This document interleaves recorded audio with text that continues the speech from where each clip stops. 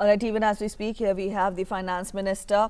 She will be announcing the fifth tranche of announcements related to the economic package.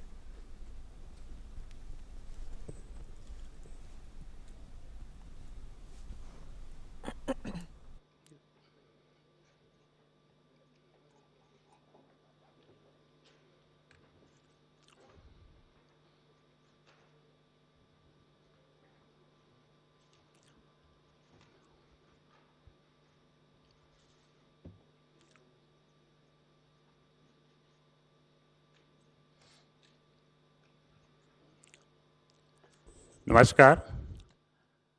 आप लोगों का सभी का स्वागत है। संडे वाले दिन 11 बजे आप लोग आए।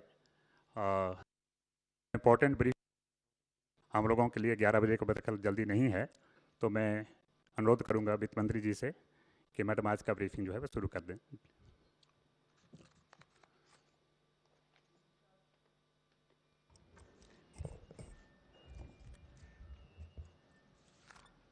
Namaskar and thank you for coming on a Sunday.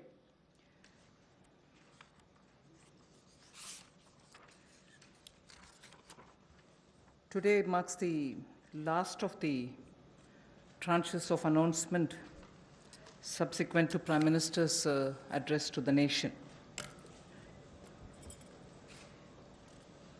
In fact, I'd like to start by quoting Prime Minister's some words of Prime Minister's speech that day, because what I'm planning to say today is very much pegged to that aspect of his speech.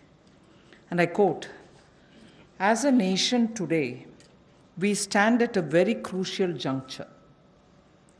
He spoke in Hindi, and a version of it in English has been translated. I'm using that.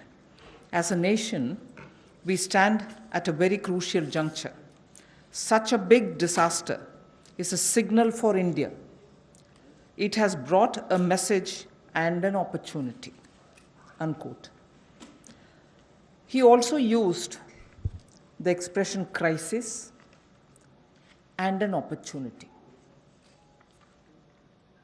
That again leads to me to refer to his expression that we need now to build an Atmanirbhar Bharat.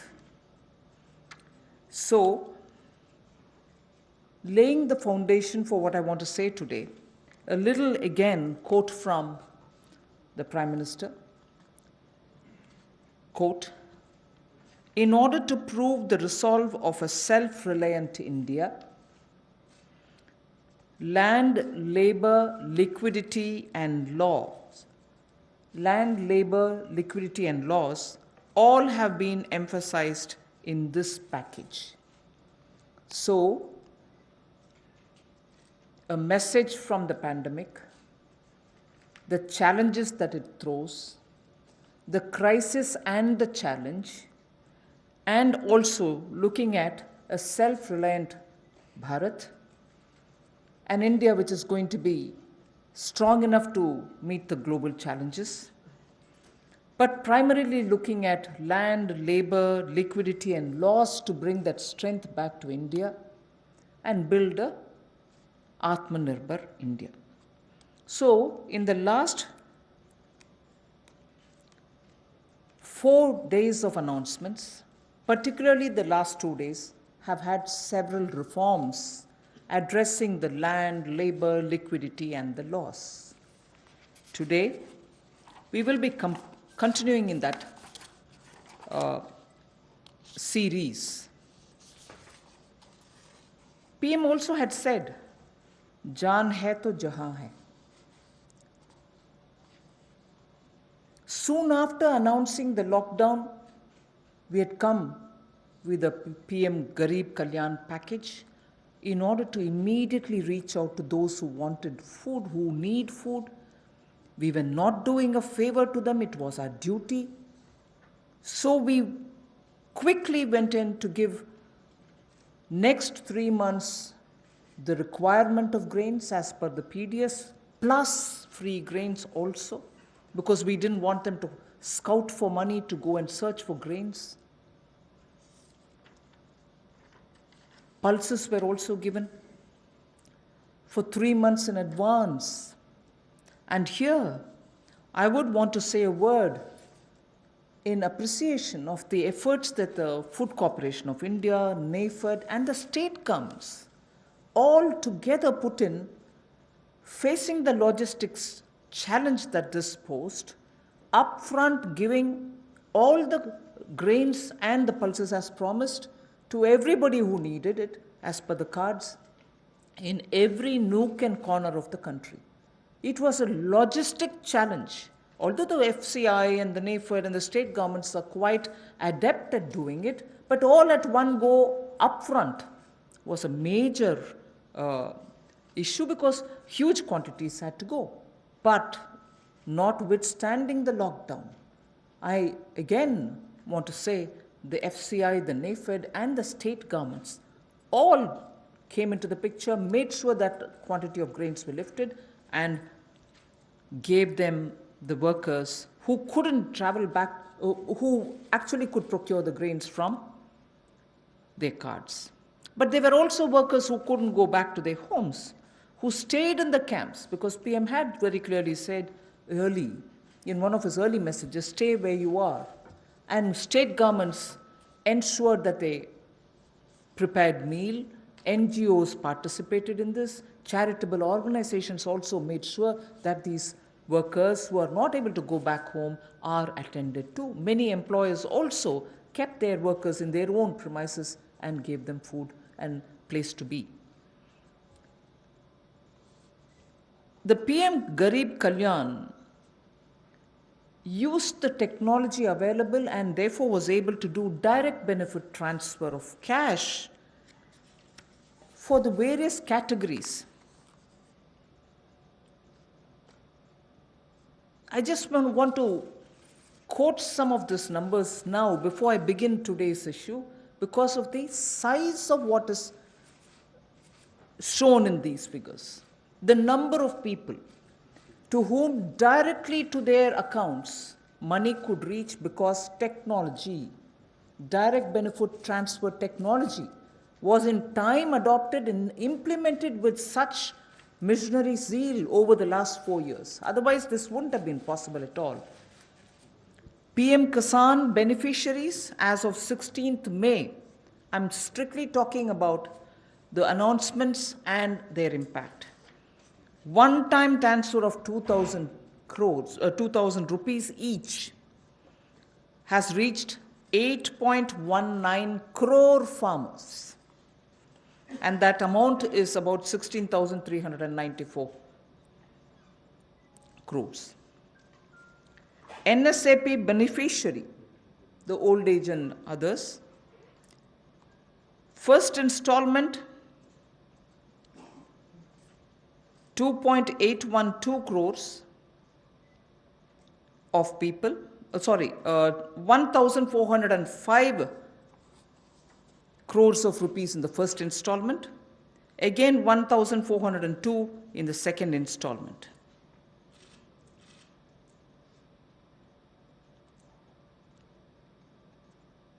The target was to give away 3,000 crores, and that's almost nearly achieved.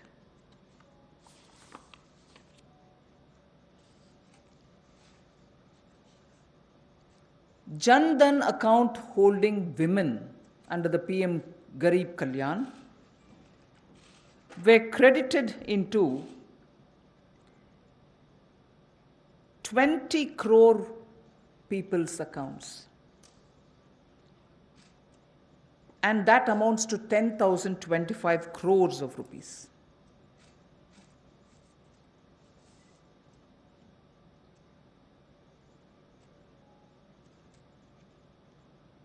The building and construction workers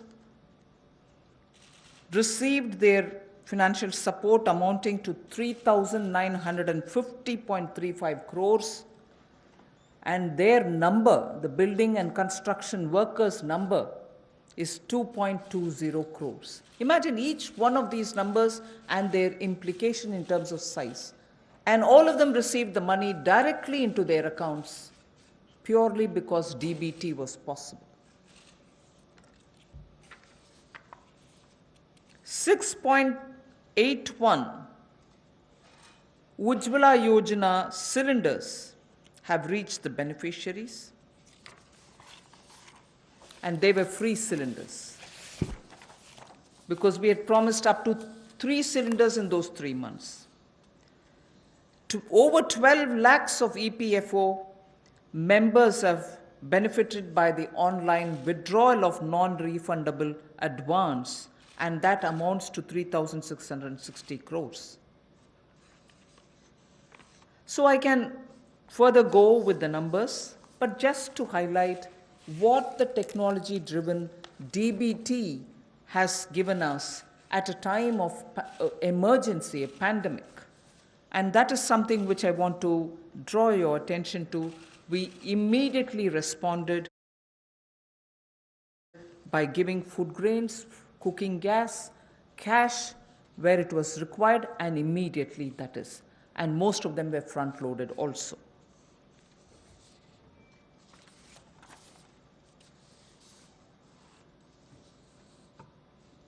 When the lockdown got extended, free grains and dal was also given for a further 2 months more. Free grains and dal was also given for 2 months more. And when it was really possible to have the workers go from the camps that they were in to their respective villages, trains were allowed. And state governments were requested to request for trains from the various stations that they wanted, so that once they brought the workers into that area, to that station, from that station they could be taken to their respective states. The cost of this travel, 85% of it was borne by the central government. The rest is 15% was with the state governments, 85% was borne by the central government.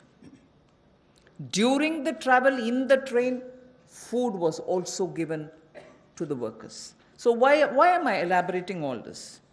Just because, remember, jaan hai to jahan hai.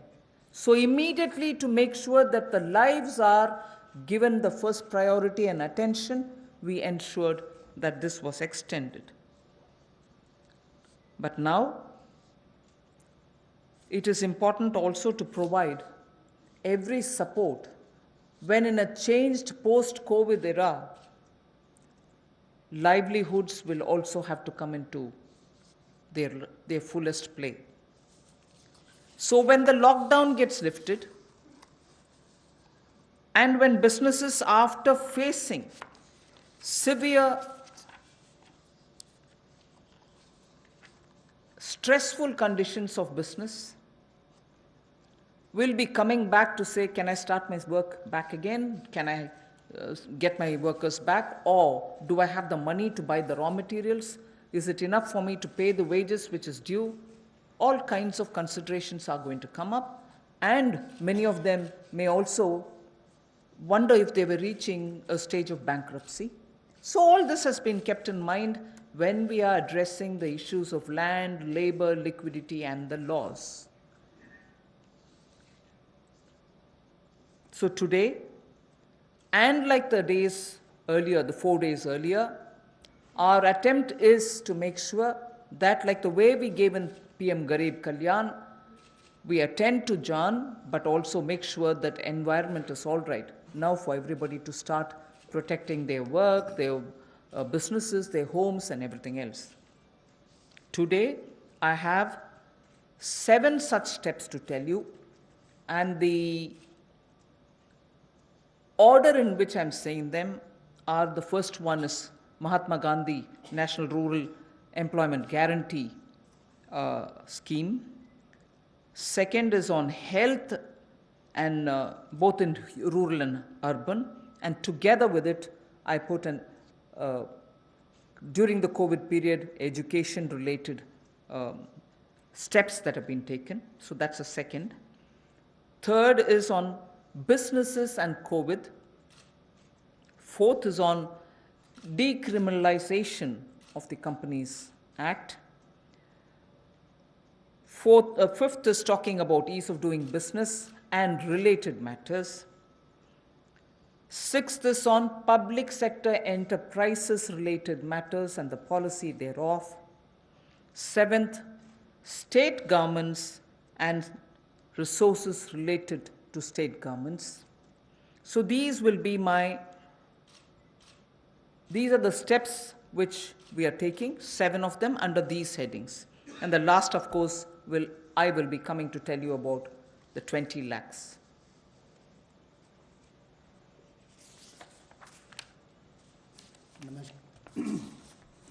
नमस्कार। आत्मनिर्भर भारत अभियान में माननीय प्रधानमंत्री जी ने हम सबके सामने बात रखी, देश के प्रति संबोधन किया। उसको देखते हुए हमने पिछले कुछ दिनों में वो कदम उठाए जो रचनात्मक और उपयोगी हों।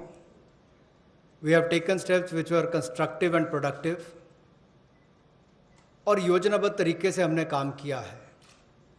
We have worked with a targeted approach in the last couple of months, और जैसा वित्त मंत्री जी ने कहा और माननीय प्रधानमंत्री जी ने भी कहा कि चुनौतीपूर्ण समय में भी संकट में अवसर देखने का काम किया है, और पिछले 5 दिनों में उन सबकी रूपरेखा आप सबके सामने रखी है।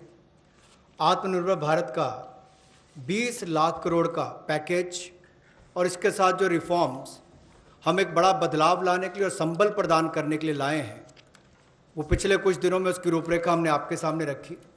इस पैकेज में सभी वर्गों का ध्यान रखने का प्रयास किया गया है, चाहे वो किसान हो, बागवान हो, महिला हो, मजदूर हो, उद्यमी हो, युवा हो, इन सबके लिए ही, व्यापारी कर्मचारी तक के लिए भी उसका इसमें ध्यान रखा गया।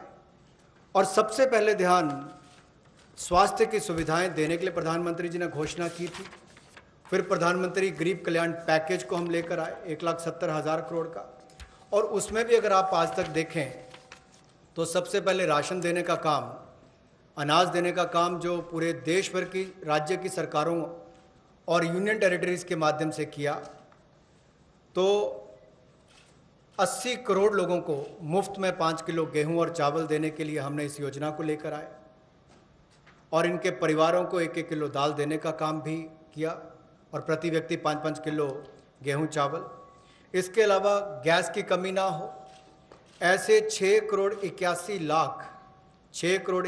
लाख रसोई गैस के सिलेंडर, और इसमें 8,429 करोड़ रुपया इन बेनिफिशरीज के खाते में डायरेक्ट बेनिफिशरीज ट्रांसफर के माध्यम से किया गया है।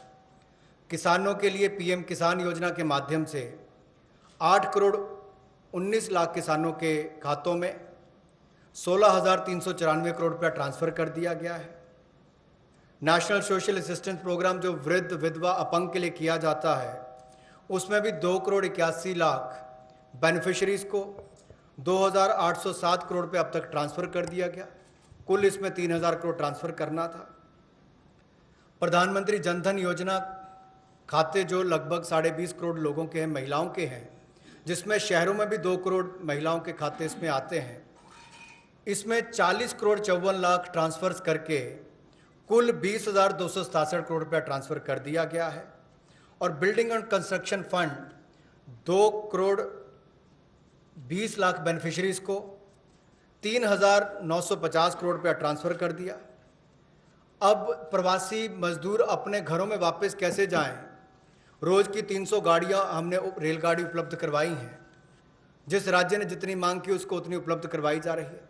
और इसमें जो मजदूर वापस गए उसमें 85% पैसा केंद्र सरकार ने खर्च किया ताकि मजदूरों पर कोई बोझ ना आए। रास्ते में खाना दिया। मोदी जी ने जहां एक और राशन देने का काम किया 80 करोड़ लोगों को, वहीं पर रेल की सुविधा भी 85 करोड़ पैसा केंद्र की सरकार ने किया। अब जो 8 करोड़ प्रवासी मजदूर हैं उनके लिए भी 35 करोड़ रुपए की योजना अलग से लाए कि उनके लिए भी राशन की कमी कहीं ना हो।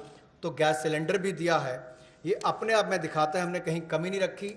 और ऐसे 12 लाख लोगों ने ईपीएफओ में से अपने 3,360 करोड़ रुपया पिछले 2 महीनों में निकालने का काम किया। ये सब कदम उस दिशा में है ताकि संकट की घड़ी में भारत के किसी व्यक्ति को कोई मुश्किल ना आए। हो सकता है कहीं थोड़ी बहुत कमियां रही हों, लेकिन प्रयासों में कोई कमी आगे भी नहीं छोड़ी जाएगी। अगर एमएसपी खरीद पर देखा जाए तो 74,300 करोड़ रुपया उस पर भी खर्च किया गया था, और जो 4.25 लाख करोड़ के ऋण किसानों ने लिए थे उसमें भी 3 महीने का मॉरेटोरियम अलग से दिया गया।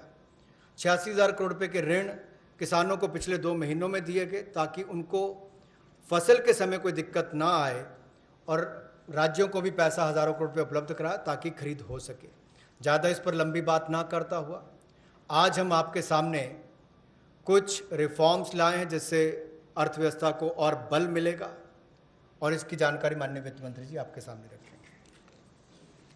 So before I start on today's reforms and enabling measures, I would like to show what we have done in the last 2 months, particularly as regards containment of coronavirus, and also the way in which at that time businesses don't get affected by the compliance burden, and also make sure that children, school-going children, do have some technological support in conducting their classes, in having their classes conducted. So if we can start off with the slides. The health-related steps that have been taken are shown in this slide. 15,000 crores was declared by the Prime Minister as released, and from that 4,113 crores have been released to the states. Essential items of 3,750 crores were bought. Testing labs and kits were also brought in. Insurance cover, which is the most important thing there, insurance cover of 50 lakhs per person for health professionals under Pradhan Mantri Garib Kalyan Yojana was announced. Also making sure that telemedicine comes into play. There was a rollout of e-Sanjeevani, which is a teleconsultation service, and capacity building exercises have also been taken up through virtual learning modules. Then protection of health care workers required an amendment in the Epidemic Diseases Act, which is a fairly an old act, but amendments have been made. And one thing which the Prime Minister mentioned during his speech, which is worth recollecting, that this challenge gave us an opportunity to prove to the world that we can ramp up production of protection equipments. Today, we have more than 300 domestic manufacturers of PPE, and early when this whole epidemic came into existence and all of us really got ourselves to take preventive steps, there were not even one producer of PPE. Already we have supplied about 51 lakhs of PPEs, 87 lakhs of N95 masks, and also 11.08 crores of hydroxychloroquine tablets. So that is as regards the health-related matters.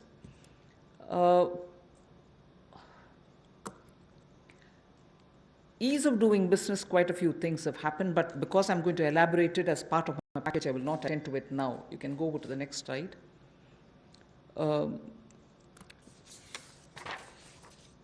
This also is something which we've been doing during the COVID time, just to make sure that activities are initiated as regards ease of doing business. I'll again come back to it when I'm getting in to talk about the package. The next slide. This is important because during the COVID, compliance burden was going to be a matter of concern, and people had said, even if we had violated one or two, or because we couldn't attend to office, or because my necessary staff were not coming who were doing my compliance job, will action be taken against us? So today we have been joined by Secretary Corporate Affairs also. Timely action was taken to reduce the compliance burden under various provisions of the Companies Act. As well as that, companies could conduct, this is a very important technological advantage which we have used, like the DBT. We have said companies could conduct their board meetings, their EGMs and AGMs virtually using technology through video conferences. And the latest order pertains to the fact that even rights issues can be done leveraging the strength of Digital India. This is a major step forward in corporate governance. So this is something which, because of the pandemic, the Corporate Affairs Ministry has been very proactive to engage with the companies and understand how best their problems could be sorted out. So that was a measure taken in such a context. Other than that, of course, 44% recovery has been achieved during that time since 2016 inception of IBC. The other details I can give you a bit later, but I think during the COVID, we made sure that industries don't suffer. The third one about what we've done during the first 2 months during the COVID crisis is a bit of using technology for education. Online education has been taken up in a big way. Schools are now using a lot of technology, but Swayam Prabha, which is a direct telecast mode that they have, direct to home channels have been used. 3 channels are already earmarked for school education. Now, another 12 channels are to be added to this.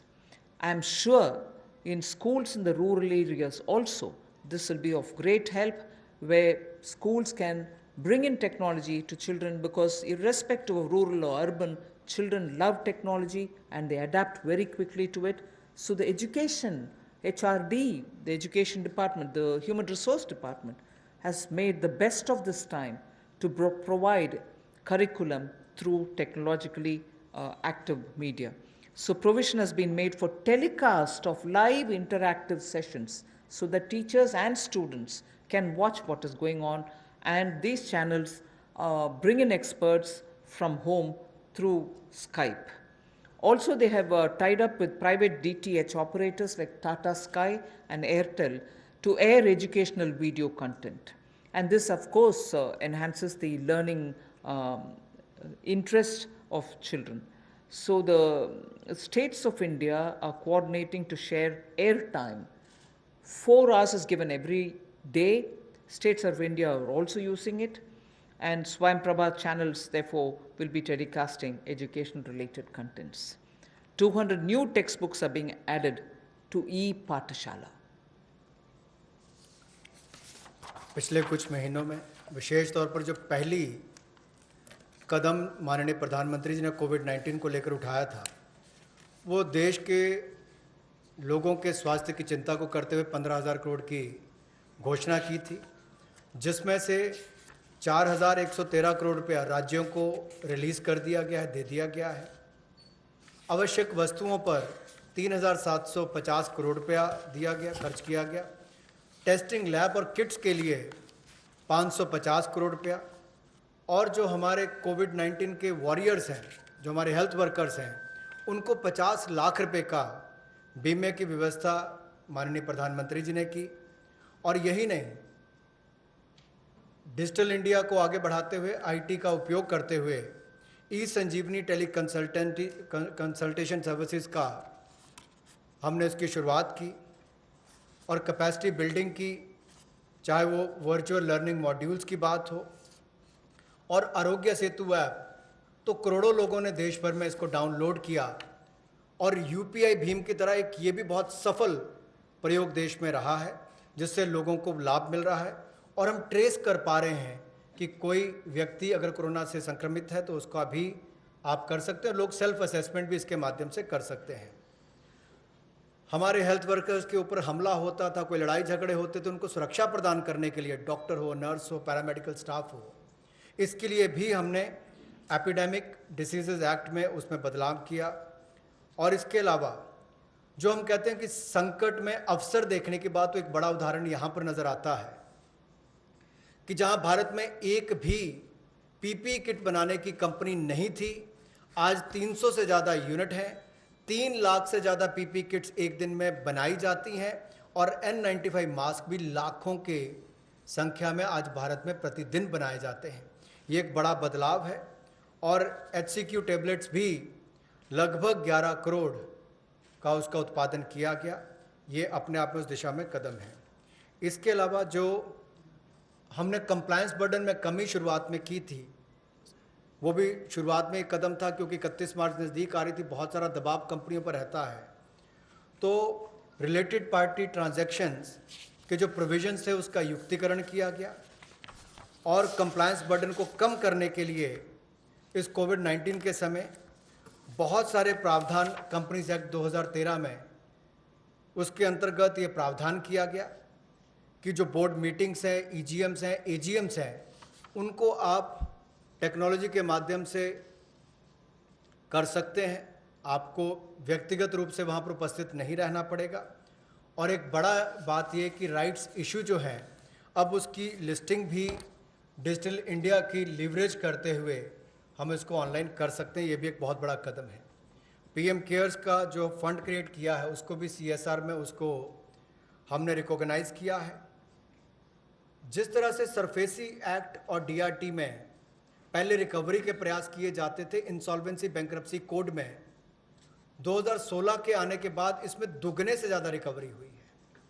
221 केसों में 44% recovery इसमें हुई है। Admitted claims जो है वो लगभग 4,13,000 करोड़ के हैं और जो वसूली योग्य रकम है वो लगभग 1,84,000 करोड़ है।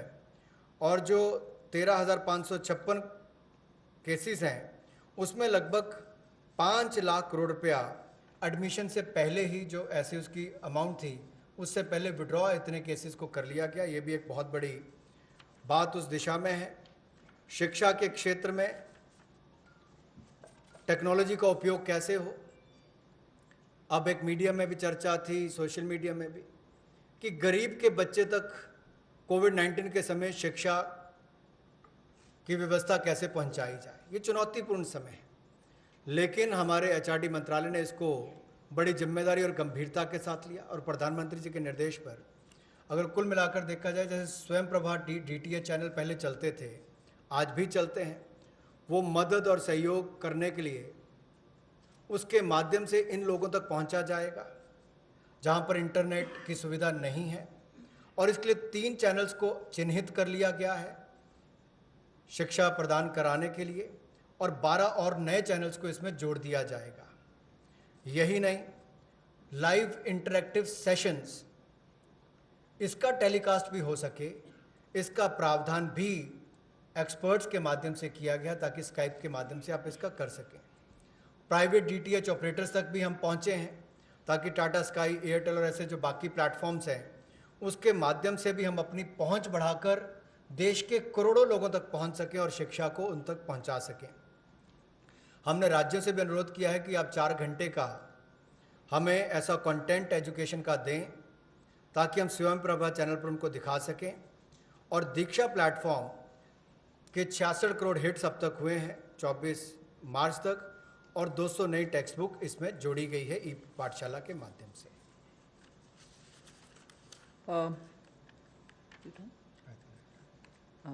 We move to the first of the 7. The budget estimate for Manrega, Mahatma Gandhi National Rural Employment Guarantee Scheme, was 61,000 crores.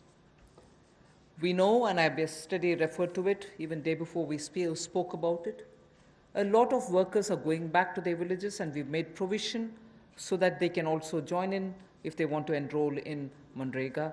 So government will now allocate an additional 40,000 crores. This way, we'll ensure that during the monsoon season, and since many of them have gone back to their villages, and if they enroll, they will get the jobs. So 40,000 crore of rupees is additionally given over and above the BE. माननीय प्रधानमंत्री जी ने जहां प्रवासी मजदूरों को अनाज देने के लिए चिंता की, वापस जाने के लिए ट्रेन का 85% तक खर्चा केंद्र सरकार ने उठाया, रास्ते में अनाज राशन भी दिया, खाने की व्यवस्था भी की। अब जब वो वापस अपने घर जाएंगे तो काम की कमी ना हो, इसके लिए 300 करोड़ % ज़्यादा इसमें जनरेट होंगे और इसके लिए 40,000 करोड़ रुपए का अतिरिक्त प्रावधान भारत सरकार ने किया है, ताकि ग्रामीण क्षेत्रों में रहने वाले जो हमारे यहाँ से प्रवासी मजदूर वापस गए उनको काम की कोई कमी ना आए और आय के साधन भी हो सके। We now go to the second, which is ramping up the health infrastructure. After all, as I said, if there was this crisis, if there was this challenge, we also should see the opportunity and be ready to face any future emergency situation that may arise. Health reforms and initiatives have been put in place. Public expenditure on health will be certainly increased. Investments at the grassroots level will be ramped up for health and wellness centers, both in the rural and urban areas. Remember that we had been talking about wellness centers so that they can be in tier 2 and tier 3 cities, and particularly giving focus in aspirational districts. We also spoke about the viability gap funding for the social infrastructure only yesterday. So we will be ramping up all the wellness centers and health infrastructure. All districts will have an infectious diseases block in their hospitals. All districts. Then lab, in Delhi we have a lot of path labs moving around and which facilitates people's lives. Lab networks in rural areas are not adequate. So public health labs will be set up at all block levels, not just in district, but block levels. We will have public health labs. So I recall Prime Minister did say this pandemic is a challenge. This or any pandemic, if at all it poses a challenge, we need to be ready, Atma Nirbhar, in hospitals, at the block and at the district levels. So there is a lot of emphasis being now given for setting up hospitals and also labs, diagnostic labs and testing labs, both with private and public funded opportunities. स्वास्थ्य के क्षेत्र में हम जो नए reforms या initiatives लेने वाले हैं उसमें ये भी प्रयास है कि ग्रामीण स्तर पर, ज़मीनी स्तर पर हम ऐसी सुविधाएं उपलब्ध कराएं, ऐसा आधारभूत ढांचा स्वास्थ्य के क्षेत्र में बनाएं जो आपको स्वास्थ्य की सुविधा तो दे, लेकिन महामारी वाली परिस्थिति में भी वो लड़ने की क्षमता रखता हो। उसमें उस तरह की सुविधाएं आने वाले समय में बने। इसके लिए सरकारी व्यय को स्वास्थ्य के क्षेत्र में बढ़ाया जाएगा और स्वास्थ्य संस्थानों के लिए जो ज़मीनी स्तर पर है उसमें और हेल्थ और वेलनेस सेंटर को ग्रामीण और शहरी क्षेत्रों में और सेमी अर्बन जो अर्ध शहरी क्षेत्र है उसमें भी बढ़ावा दिया जाएगा।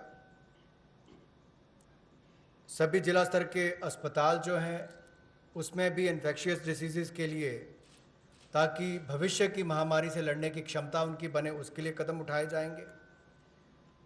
जो लैब नेटवर्क है उसको भी और मजबूत किया जाएगा और एकीकृत पब्लिक हेल्थ लैब्स सभी जिलों में और ब्लॉक लेवल्स पर यानी कि खंड स्तर पर इनको बनाया जाएगा ताकि आने वाले समय में महामारी से लड़ सकें और शोध को वृद्धि देने के लिए, रिसर्च को वृद्धि देने के लिए national institutional platform for one health ये ICMR के माध्यम से होगा और नेशनल डिजिटल हेल्थ मिशन इसका पूरा ब्लूप्रिंट तैयार करेगी।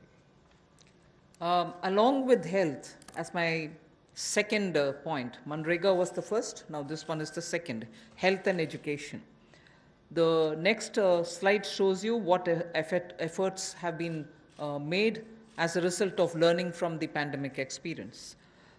PM eVidya program for multimode access to digital online education will be launched immediately, and this will consist of Diksha, which gives a one nation, one digital platform facility, and this is for school education.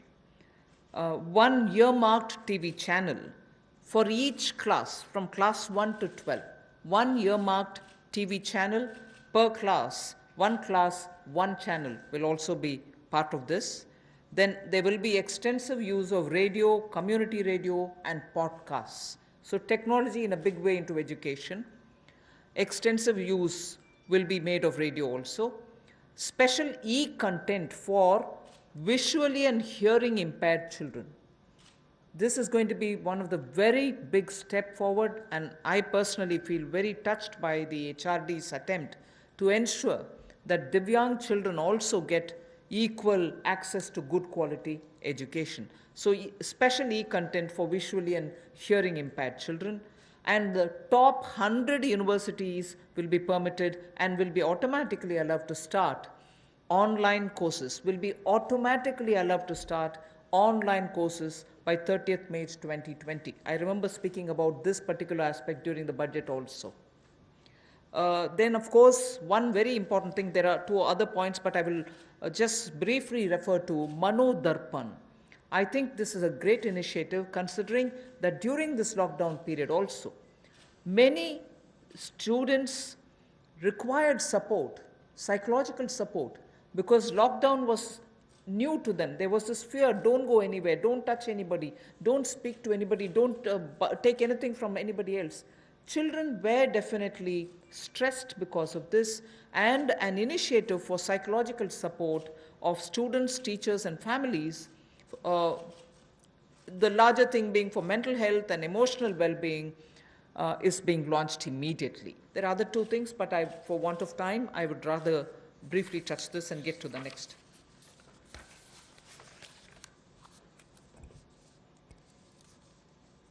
Technology driven शिक्षा कैसे हो, इसके लिए भी कोविड-19 के समय कुछ कदम उठाए जा रहे हैं। पीएम ई विद्या प्रोग्राम जो मल्टी मोड एक्सेस जिसका होगा डिजिटल और ऑनलाइन एजुकेशन के लिए,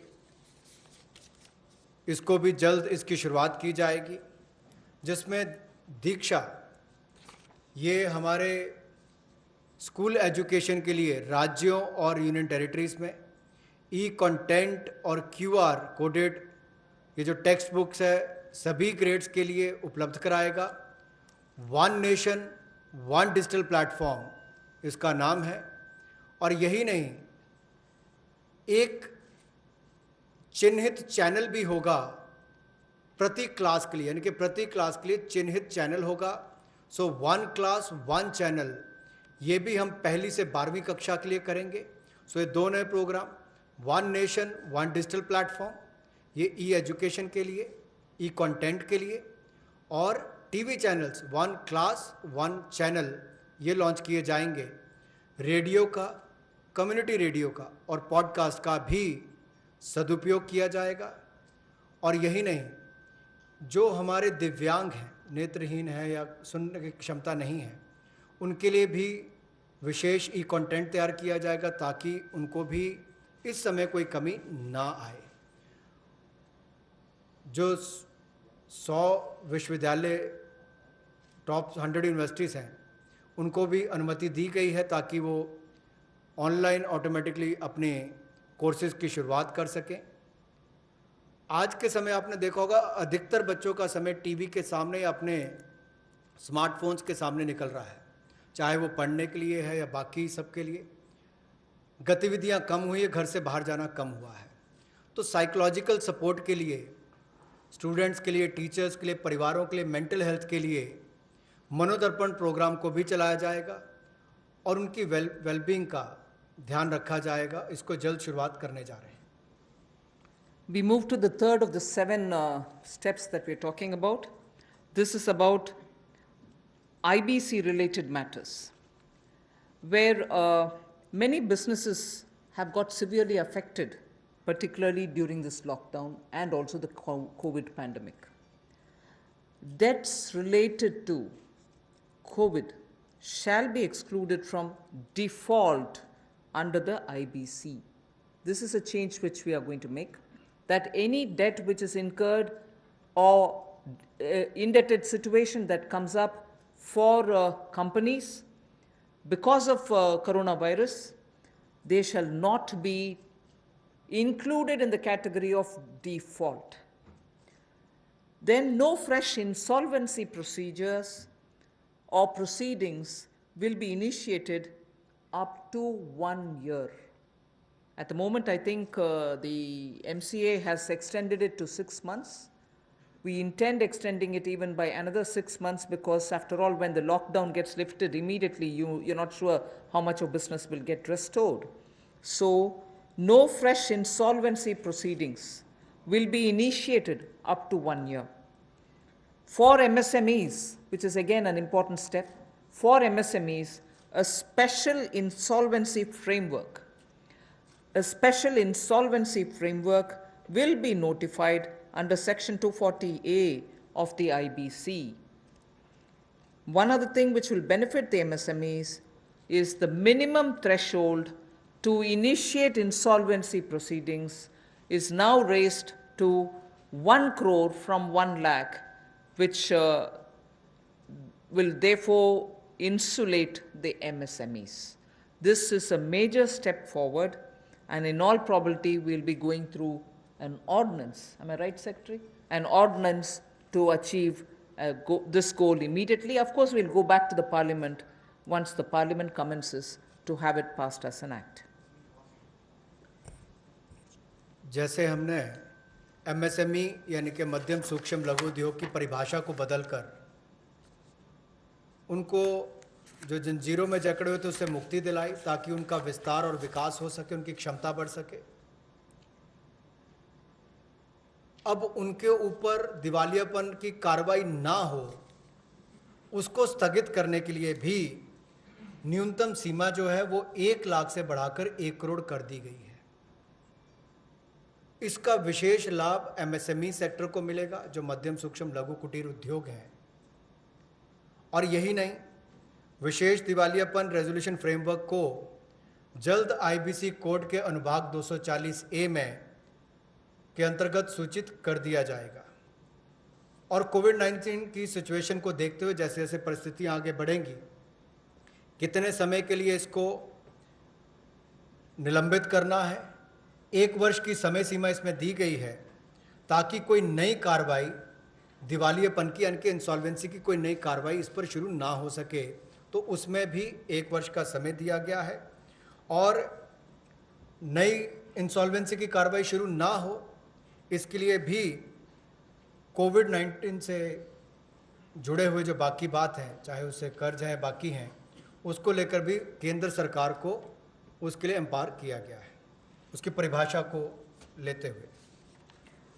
The next is related matter, but related specifically to the Companies Acts and the related defaults. That's the next slide.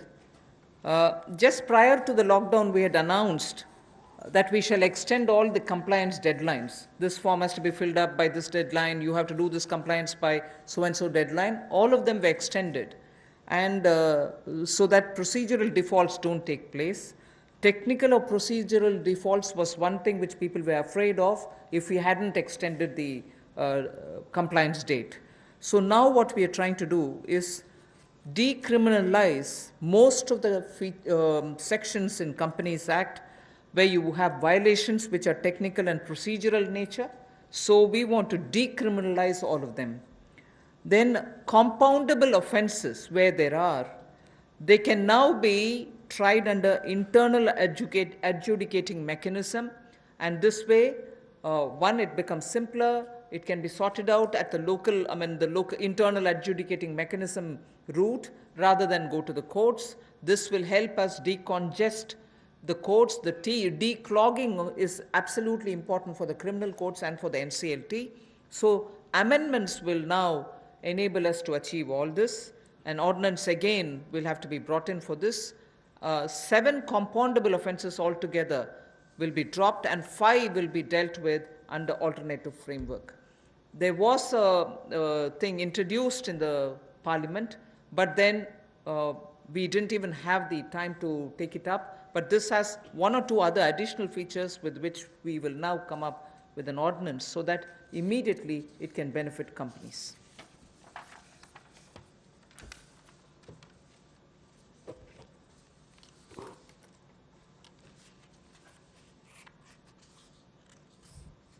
जो छोटे तकनीकी और प्रक्रियात्मक चूक होती है उसको अब अपराधीकरण की सूची में से निकाल दिया जाएगा।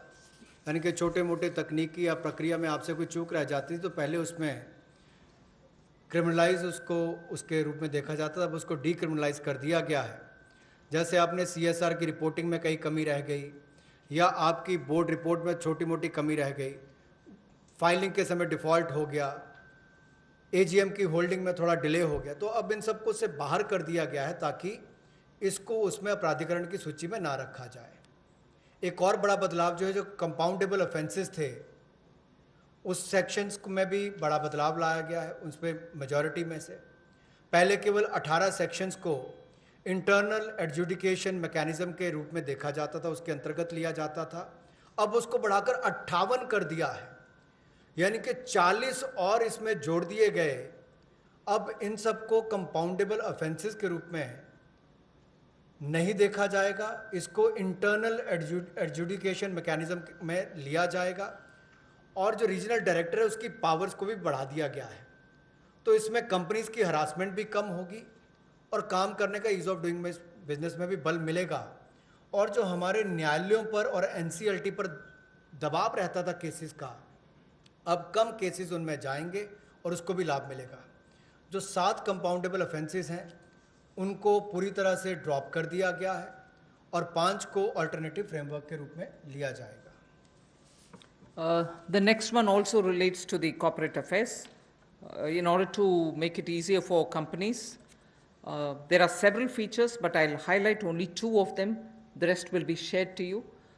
First is, this will help companies to directly list their securities in foreign jurisdictions. So now companies can list their securities directly in foreign jurisdictions. So this is one big step forward for Indian companies. And then second, listings of non-convertible debentures on stock exchange will not be regarded as those companies as listed companies. So if companies were to just put their non-convertible debentures in the stock exchange, it doesn't mean that they become listed companies. So these are 2 steps, but of course there will be more which will be shared to you. You will be able to get the further details on it. For want of time, I don't want to spend more time on it.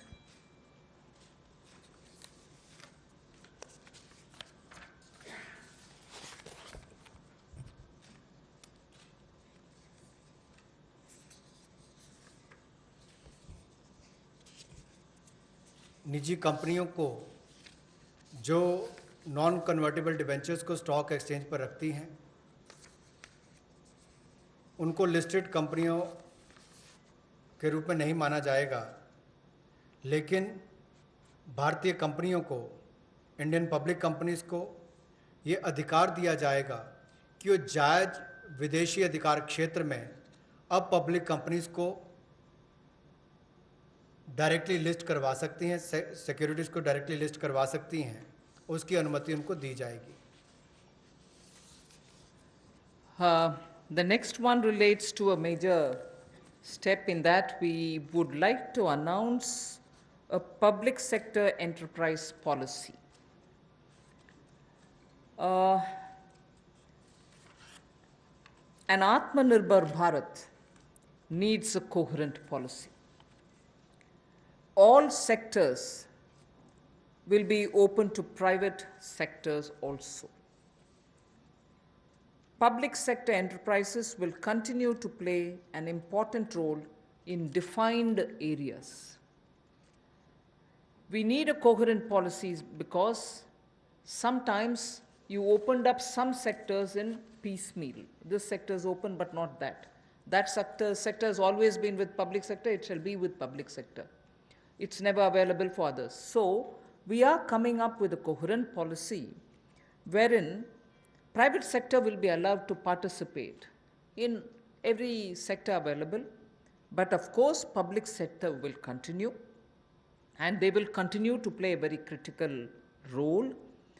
And public sector, when I say public sector, I mean public sector enterprises. Public sector enterprises will continue to play a very important role, and we shall now define the areas in which their presence will be impactfully felt.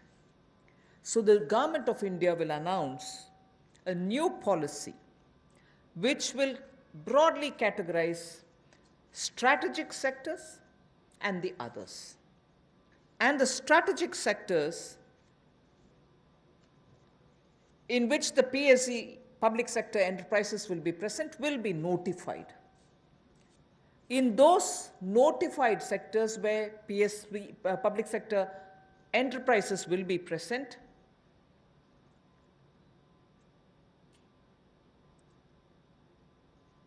at least one public sector enterprise will be present.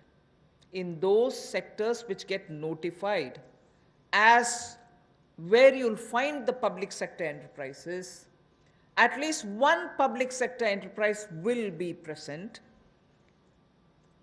whilst private will also be allowed to play their role in it.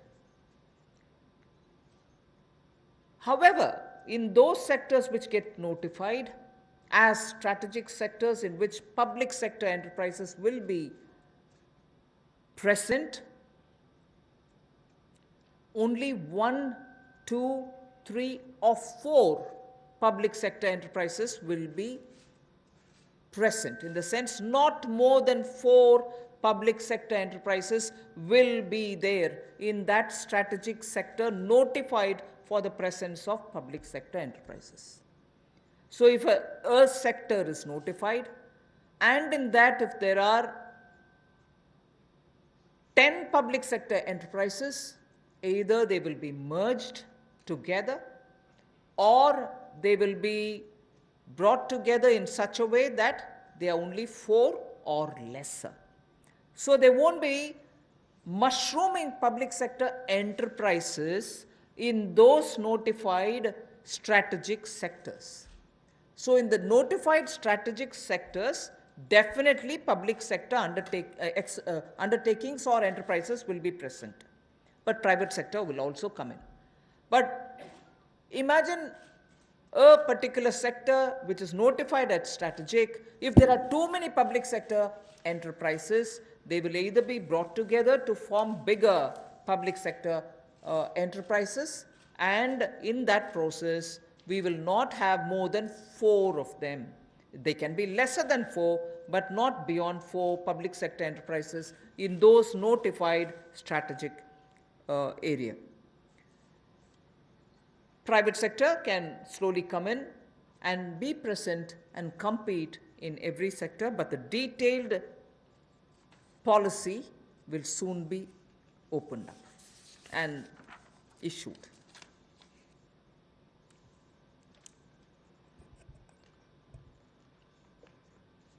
Bharat और दुनिया में पिछले कुछ दशकों में बड़े बदलाव आए हैं, इसलिए पब्लिक सेक्टर एंटरप्राइजेस को लेकर भी एक नई नीति की आवश्यकता है, जिससे हम ये तय कर पाएँ कि एक लिस्ट हो जहाँ पर स्ट्रैटेजिक सेक्टर्स हमारे जो हैं उनको तय किया जाए, ताकि जो हमारे सरकारी उपक्रम हैं उनके बारे में क्या क्या निर्णय किए जा सकते हैं। ये जो लिस्ट स्ट्रैटेजिक सेक्टर्स की बनेगी, इसको पब्लिक इंटरेस्ट को, यानी कि जनहित को, राष्ट्रहित को और राष्ट्रीय सुरक्षा को ध्यान में रखते हुए बनाया जाएगा, और इससे बाहर जो कंपनियां रह जाएंगी उनको प्राइवेटाइज करने के अवसर दिए जाएंगे, जहां पर प्राइवेट प्लेयर्स आकर आ सकते हैं।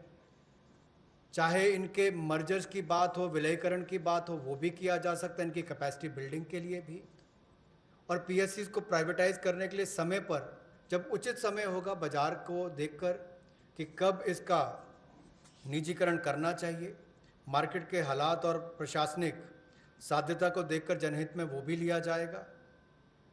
और ये जो लिस्ट है पीएससीज की, इसको तैयार किया जाएगा, लेकिन स्ट्रैटेजिक सेक्टर्स में कम से कम एक ये पब्लिक सेक्टर एंटरप्राइज सार्वजनिक उपक्रम बना रहे, इसके लिए हम लगातार नीति में रहेगा, और बाकी प्राइवेट सेक्टर भी उसमें आकर काम कर सकते हैं, इसकी अनुमति उनको होगी।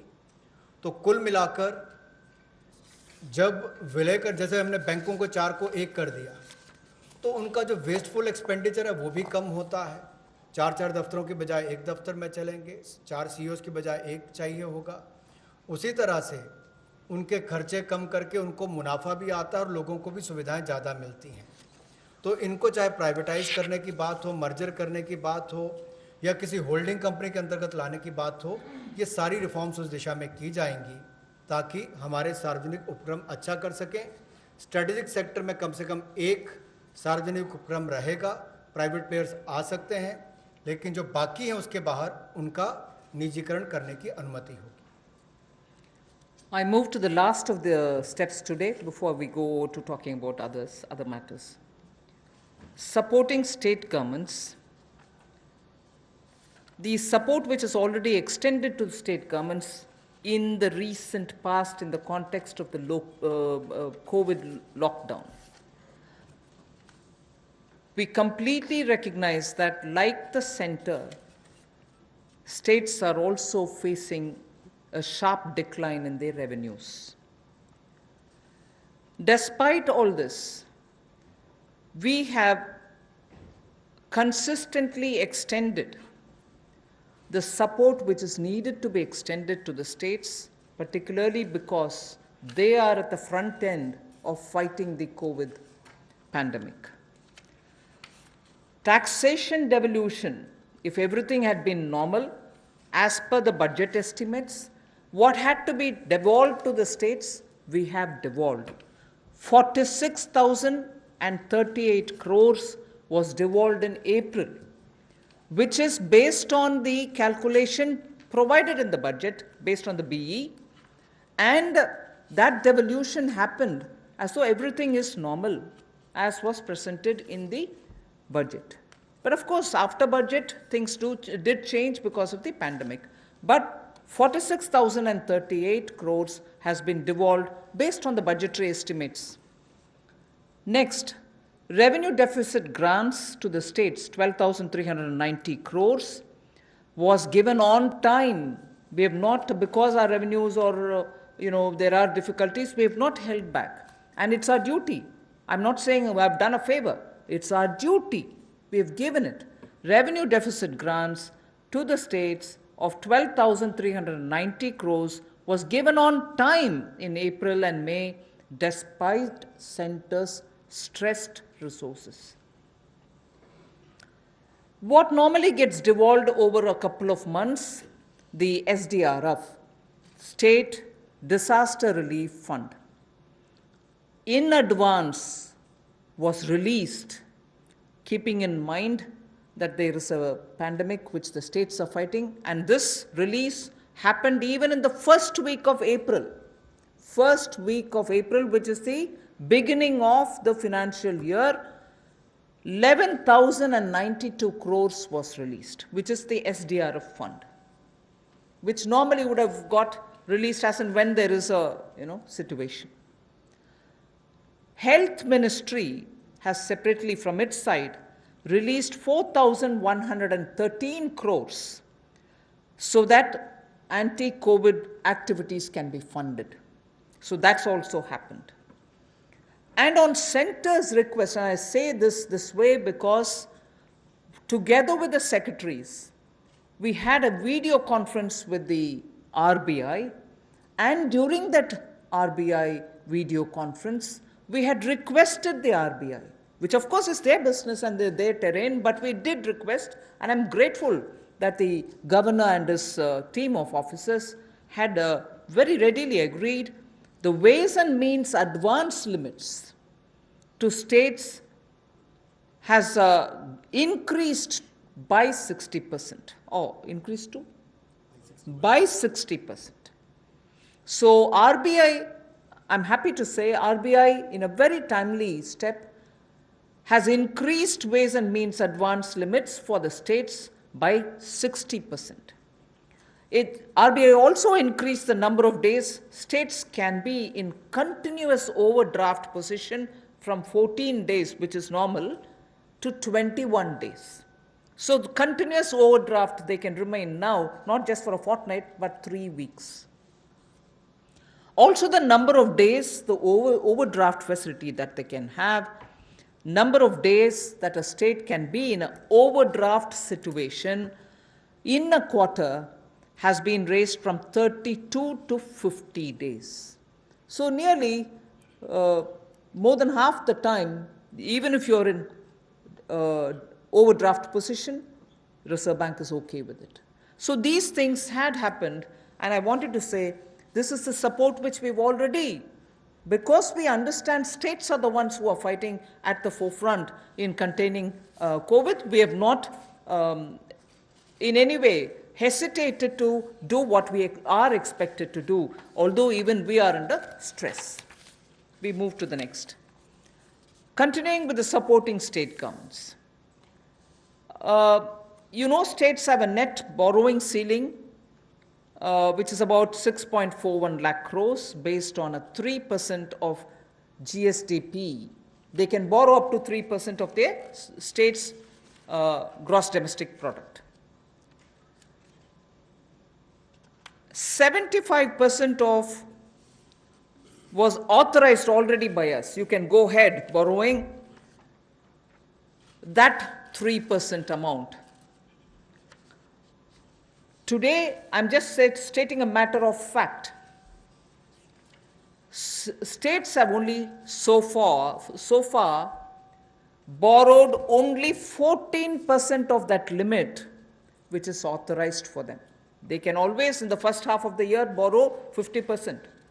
But we said you go ahead borrowing further for the first half, 75% also you borrow right at the beginning. But I'm just stating a matter of fact position that states have so far borrowed only 14% of the limit which is authorized to them. 86% of the authorized borrowing limits remain unutilized as of now. Nevertheless, because chief ministers have written to the Prime Minister, finance ministers have written to me saying, please increase our borrowing limit. It is now 3% of your state's GSDP. We have now agreed to increase this to 5%. Because it's an unprecedented situation, we have acceded to the demand of the states and increased their borrowing ceiling from 3 to 5%. This will give an extra 4.28 lakh crores to the states. 86% is remaining, although it is authorized, it is remaining unutilized. Only 14% has been utilized by the states. They have requested us for increasing the cap for borrowing from 3%. So we've agreed to increasing the borrowing limit to 5%. So an additional 4.28 lakh crores will be available as extra resources for the states.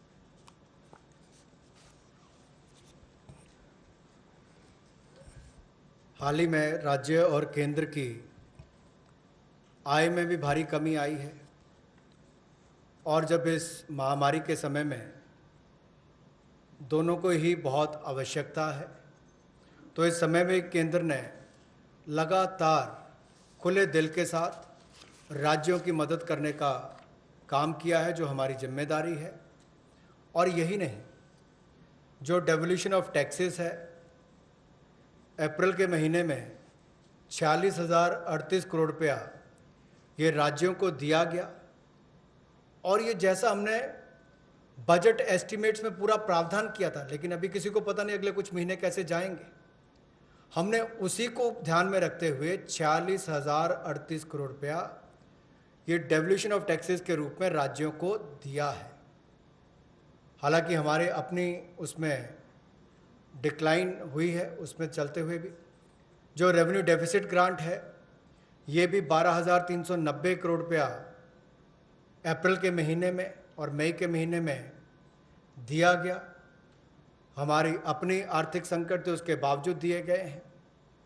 और state disaster response fund ये भी अप्रैल के पहले हफ्ते में 11,092 करोड़ रुपया राज्यों को दिया गया।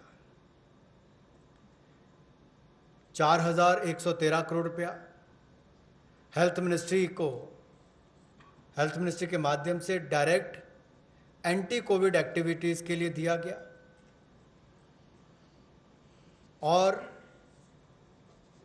जो माननीय वित्त मंत्री जी ने और हमारे बाकी अधिकारियों ने आरबीआई से वीडियो कॉन्फ्रेंस के माध्यम से आरबीआई गवर्नर से अनुरोध किया था कि राज्यों की वेज एंड मीन्स एडवांसेस को उसकी लिमिट को बढ़ाया जाए।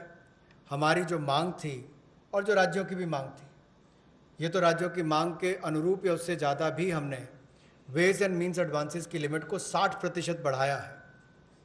और जो नंबर ऑफ डेज कि कितने दिन तक लगातार राज्य ओवरड्राफ्ट रख सकते हैं, उस सीमा को भी 14 दिन की बजाय 21 दिन किया गया।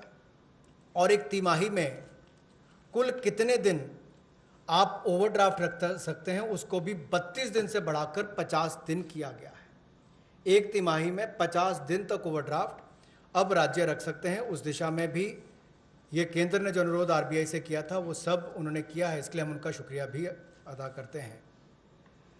अब जो नेट बोरिंग की बात आती है, उसमें राज्यों ने मांग की थी कि जो उनका सकल राज्य घरेलू उत्पाद है उसके 3% की बजाय, यानी कि उनकी जीएसडीपी के 3% की बजाय उससे बढ़ाकर उनको अवसर दिए जाए। तो इसमें भी माननीय वित्त मंत्री जी और प्रधानमंत्री जी ने जो राज्यों की बोरिंग की सीलिंग है उसको बढ़ाया है और इसको 3% से बढ़ाकर विशेष बढ़ोतरी की है। 3% से बढ़ाकर 5% किया है, जो लगभग 70% की वृद्धि है।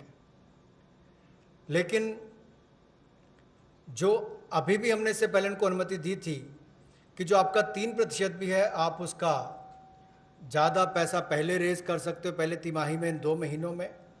उसमें भी जो 75% उनको ऑथराइज किया था मार्च महीने में, और राज्यों के ऊपर हमने छोड़ दिया था कि आप जितना लेना चाहें 75% तक आप ले सकते हैं, उसमें भी केवल 14% तक ही उन्होंने अपनी जो ऑथराइज लिमिट थे उसका बोरो किया है। 86% अभी तक भी उन्होंने उसका इस्तेमाल नहीं किया। लेकिन उसके बावजूद हम इसको 3% से बढ़ाकर 5% कर रहे हैं। ये अपने आप में एक बड़ी कदम उस दिशा में लिया है जो केंद्र ने राज्यों की मदद करने के लिए लिया, और जो उनकी मांग थी उसको पूरा भी किया है। इससे राज्यों को 4,28,000 करोड़ रुपया अतिरिक्त संसाधन मिलेंगे, जिससे राज्यों को बहुत बल मिलेगा। I move to the next one, which is also about the state governments and the extra borrowing limits that we are extending. Part of the borrowing will be linked to specific reforms. From 3 to 5 is the increase. From 3 to 3.5, unconditionally we extend. The next 1%, which is up to 4.5%, we will release in 4 tranches of 0.25%, each of the tranches linked to a clearly specified, measurable and feasible reform which is necessary as an action to be taken. And why do we want this linkage with reform, state level reform? Because we want to make sure that the poor benefit by all the monies which are getting borrowed, and we from the center and states are collectively committed to, for instance, implementing one nation, one ration card, implementing ease of doing business at the district levels, power distribution and related issues. We spoke about the DISCOM problems, GENCOs not getting paid, and the urban local body revenues related issue. So I repeat, we have increased the borrowing limit for the states from 3 to 5. From 3 to 3.5, the additional, that 0.5% is unconditional.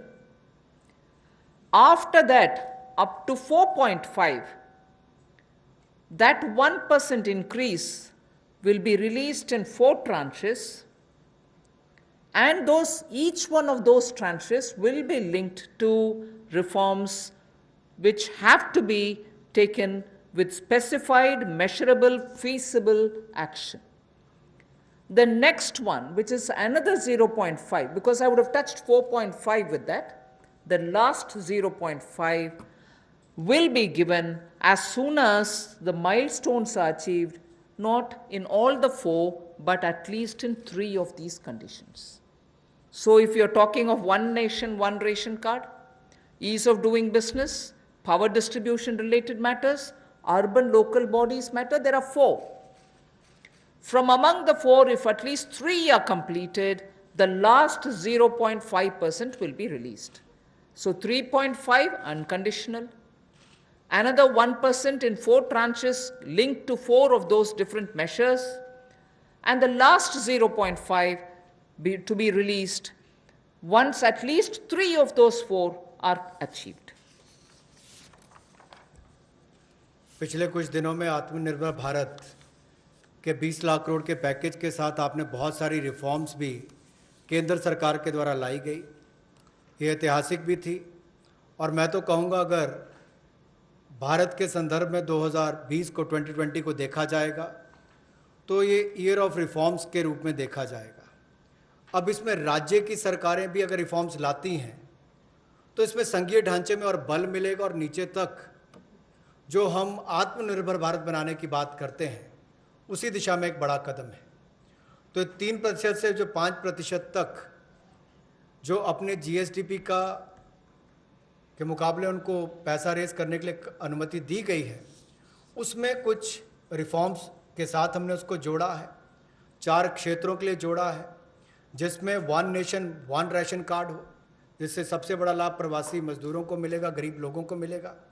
Ease of doing business में जहां बाकी reforms हमने MSME sector की परिभाषा या essential commodities act APMC act में बदलाव करने से की हो, power reforms power distribution sector के लिए, उसी तरह से अर्बन लोकल बॉडीज़ में आय के साधन कैसे बढ़े ताकि आने वाले समय में ये जो कर्जा राज्य की सरकारें ले रही हैं इनके ऊपर बोझ ना बने और इनके अपने आय के साधन भी बढ़े, रिफॉर्म्स भी ला सकें, उस दिशा में बड़ा कदम है। जैसा केंद्र सरकार ने रिफॉर्म्स लेकर आए, मेरा मानना है इन रिफॉर्म से भारत में रोजगार, स्वरोजगार, कारोबार और आविष्कार के बहुत सारे अवसर बनेंगे, नए अवसर उत्पन्न होंगे। इसी तरह से राज्यों के लिए भी इस तरह के रिफॉर्म्स को साथ में जोड़कर देखा गया, जिससे राज्यों में भी रिफॉर्म्स आए। तो इसमें जो पहला 0.5% है, यानी कि आधा प्रतिशत है, वो अनकंडीशनल है, उसके लिए कोई कंडीशन नहीं है। जो बाकी 1% है उसको 4 किश्तों में, जो 4 हमने परिवर्तन करने के लिए रिफॉर्म्स करने की बात कही, उनमें 4 में से अगर 3 भी आप कर लेते हैं तो आपको 1% उसका रिलीज कर दिया जाएगा 0.25 की ट्रांचेस में। One small correction. That 1% will be released in 4 tranches for dealing with those 4 reform steps: one ration, one card, ease of doing business, power distribution, and urban local bodies. So that 1% goes in tranches of 0.25 for each of these tied to the reforms. After at least 3 are done, then you get the last 0.5. धन्यवाद। ये जो 4 reforms की बात कही गई, जब आप इस माइलस्टोन को अचीव करेंगे तो 0.25% के हिसाब से आपको उसको मिलेगा, जो 1% आपका बनता है।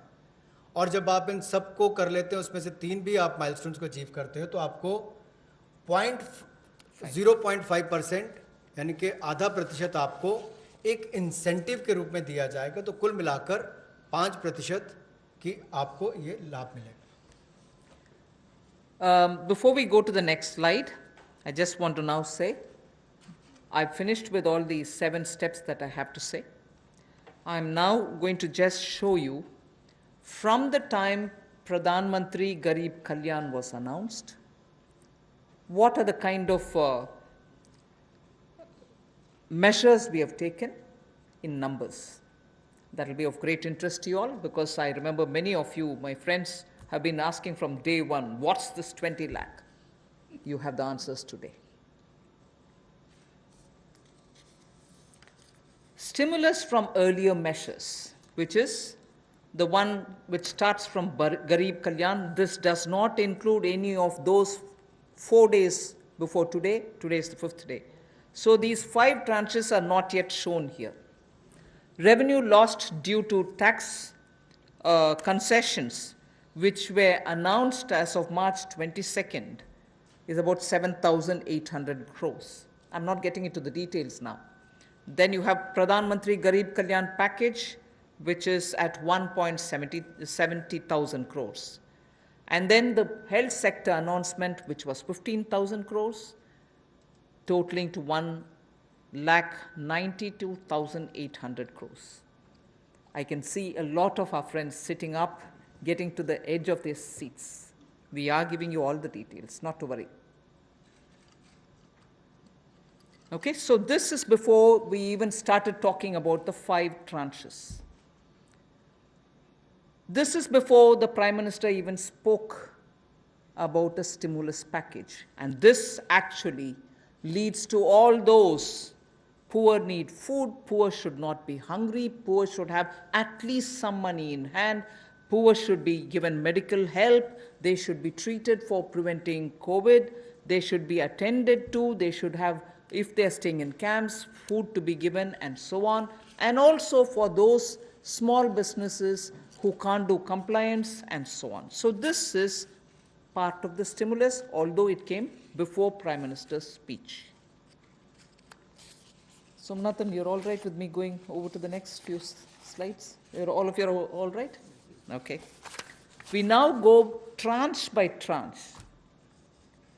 The next slide will show you, when I say part 1, it means tranche 1. Okay? Emergency working capital facility for businesses, including the MSMEs. 3 lakh crores, where we are giving 100% guarantee. Subordinate debt for stressed MSMEs, again, Government of India guarantee, 20,000 crores. Funds of funds for MSME, that is up to 50,000 crore.